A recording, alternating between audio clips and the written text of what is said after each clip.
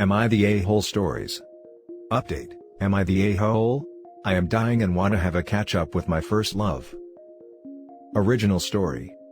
For starters, I, 32 female, am dying due to cancer. It was diagnosed pretty late after 2 weeks of severe stomach pain and throwing up after every meal. At the stage I am in, doctors have suggested palliative care rather than any treatments, which I am sad about. But that's life. I am from one of the countries where marriage is arranged rather than the Western way. I was in love with someone, when I was 18 to 19 years old. Though he was from the same community as I am, my parents did not agree to it due to his economic background, which was few steps below us. My parents fixed my marriage with my husband, B, and we are married for 12 years now. We don't have kids. B doesn't know about A as my ex-BF, but knows A, as he is quite well known in our small city. He never asked me about my previous love affairs, since that's very taboo in my culture, and I lied by mission. I remained single and is now a professor in our local university. He has gained quite a name by mentoring young people and directing them in the right study/career path. Now I have done everything I need to do, my legal and financial stuff is sorted, and I have spoken to my husband on what I need him to do: get married again. Don't think that as a betrayal to my memory, don't ask if my parents are okay about it, etc. Now with people walking on eggshells around me, I have been thinking a lot about A and I really want to spend some time with him, a couple of hours, and have a meal and walk down the memory lane, if he is willing, of course.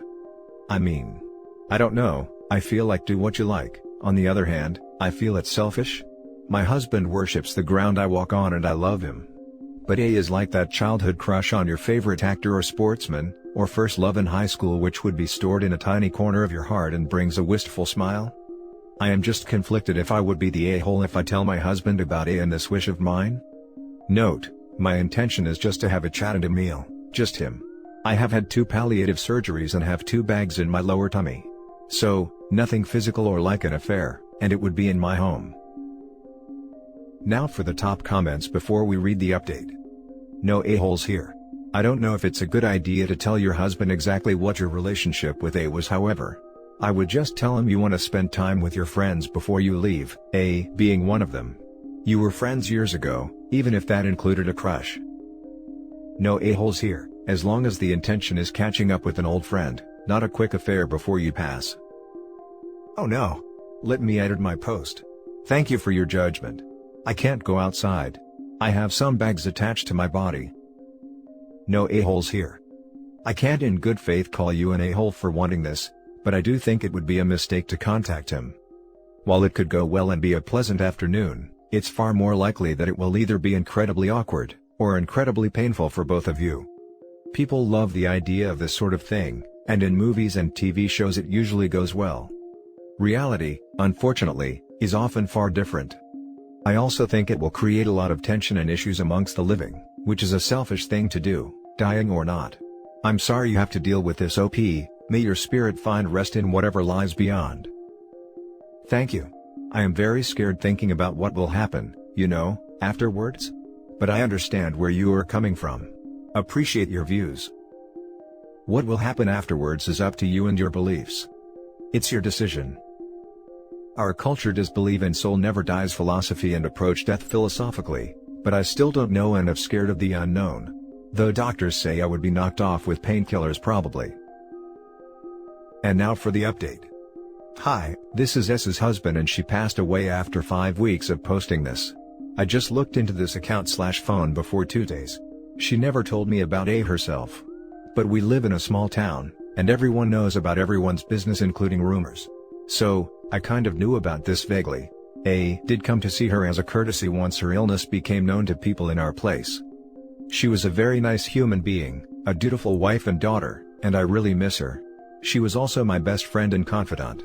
She was a genuinely nice and kind person and she deteriorated quite quickly post her diagnosis. I just saw this account in her phone and am planning to have a chat with A to see if he would be willing to organize a scholarship, paid by me with her inheritance, in her memory to sponsor the higher education of few kids every year and making them self-sufficient. This is something she wanted to do. I am still not sure if I should tell A that I know their history. But that's a different discussion for a different day. I wish she had been one of those miraculous recoveries where doctors aren't even sure how something happened. She was a very warm and loving person and thanks to everyone who had messaged her asking for updates. checking on her. Thanks again. Now for the top comments. Thank you for updating us. I am very sorry about your loss. We only got her for a couple paragraphs and could sense her warmth and kindness through her words. I am glad you got to live in that sunlight with her. What a gorgeous sentiment. I couldn't agree more. In such a short post, I feel like we saw a great deal of her spirit and the kind of person she was. You're reacting wonderfully to the news of her past relationship. I think it would have made her very happy to know you were so supportive of something she seemed nervous about. I'm sorry for your loss. I agree. It seems obvious that you are just as kind as she made you sound in her first post. I'm sorry for your loss, and I think it's amazing of you to see her good intentions, and to honor her with a scholarship. I wish you all the best for the future. I mean, she definitely was in no wrong, as it was simply to catch up and see where people in her life are before she passed, as every person would want to see every person they've been close to, that were amicable one last time, as even if it's not romantic, that person still played a part in her life, and having a closure is the least anyone should get to know that people you were once close to are doing well. This is a beautiful update. Thank you so much for posting. I am incredibly sorry for your loss. It sounds like you and your wife had a great deal of love and respect for one another. I think creating a scholarship in her honor is a beautiful way to pay tribute to her. Now for the next story. Am I the a-hole for telling my wife I wish she would take care of herself like her friends do? 6 years ago, I met my now wife and we hit it off. We had all the same interest, same views, same goals in life. The only issue we had was how we felt about each other's appearance. I don't need a woman who hides herself with makeup, in fact I oppose that, but I do like my woman to have her hair managed and does dress up a little when we go on dates. Now my then girlfriend wasn't like that. She had a masculine sense of fashion and let her frizzy hair wayward. After our talk we set some ground rules. We weren't going to change our appearances for one another, but there were factors we take into consideration. She liked a well-trimmed beard and certain length haircut, so I made sure to maintain those things. I asked she put some effort into how she dressed on our date. I never said it had to be a dress, but just a nice blouse. 8 months in of dating, we almost broke up, because while I fulfilled my end of the bargain, she never did. I explained I didn't want her to be uncomfortable, and what I want shouldn't come before that, so it was best we split. She decided she loved me and put in more of an effort. We get married, move in together, and life gets rolling.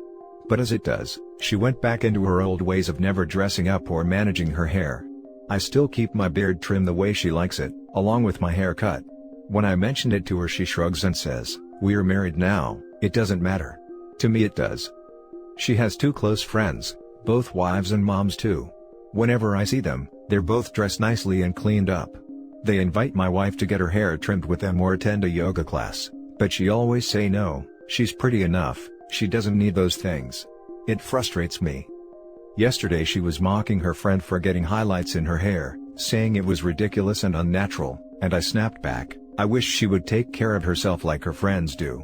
She left for her parents, both who are blowing up my phone now and trying to get me to bring our son over. Am I the a-hole? Now for the top comments. You're the a-hole. I really don't know what else to say. You allegedly love this woman, but you're willing to throw it all away because she isn't groomed to your standards? What if she got sick and couldn't look the way you wanted anymore? Would you be gone too? For her to say, "We're married so it doesn't matter now," is pretty messed up. She allegedly loves him, but is willing to throw it all away because he wants her to wash her hair and wear a nice top? This knife cuts both ways. I was going to go with everyone sucks here, but honestly? You're the a-hole. I don't think you know how hard it is to have frizzy/wavy hair, and a lot of it. Her hair can be cleaned from a wash and still be frizzy, because it's the type of hair she has. I've tried all sorts of hair products, shampoos, and conditioners, and yet it's still frizzy. The only thing that stops it for a couple hours is straightening, but that gives me split ends. She could make more of an effort by dressing up, but if you don't like big hair then don't marry/date someone with it. Yeah, I did let out a bit of a snort at the part where OP said she lets her hair be frizzy.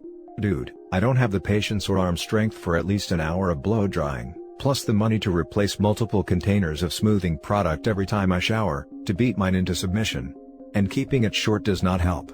Then it's just frizzy and I can't tie it back if it insists on sticking out in all directions. You're the a-hole. Your wife is an a-hole to herself for staying with someone as condescending and controlling as you for this long. She clearly has some major issues with self-esteem if she's put up with this nonsense this long. Full body cringe at my woman, by the way. Seriously. The my woman bit nearly made me dry heave. Yes, that my woman crap tells us a lot about this dude.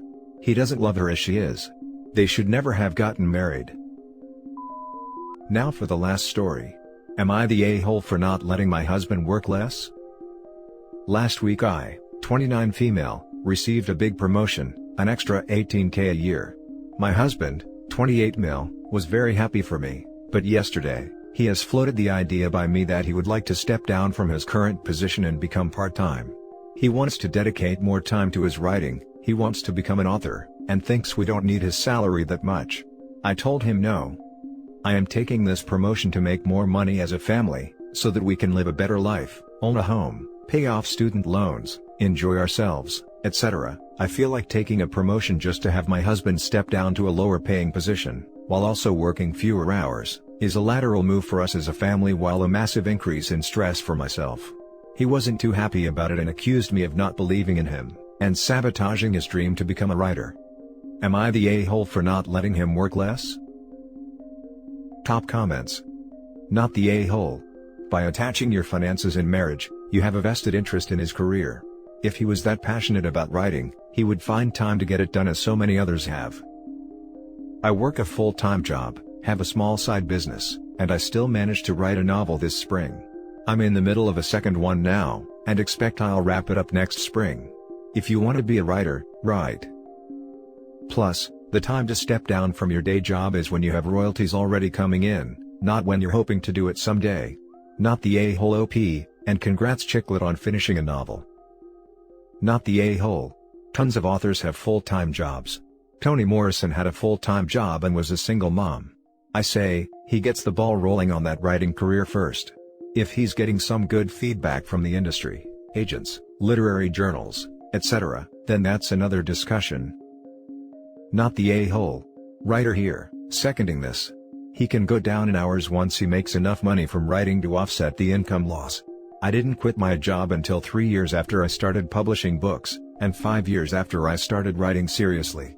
I only did, because that year got a book deal that was the equivalent of 4 years at my old day job, so it made sense. Writing income is wild. Some years you might make amazing money, other years you might make next to nothing. You rarely have any idea what it'll be.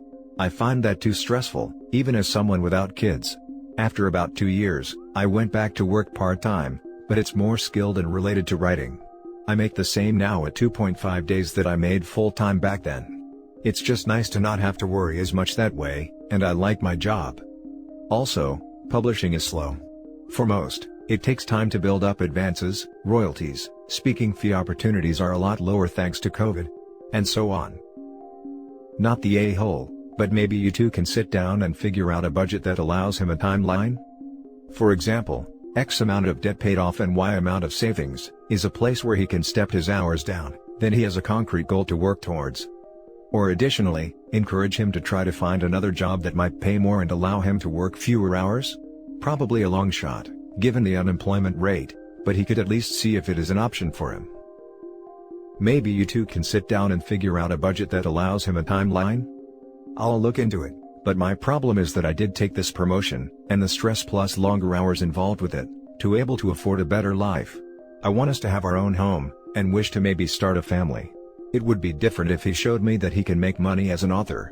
But until he does, I don't feel like working longer, more stressful hours, for essentially no benefit. And that's it for this video guys. If you have thoughts to share, leave a comment below. Don't forget to hit like and subscribe if you like this content. Turn the notification on to get updated on my latest posts. I'll catch you in the next one. Good day everyone.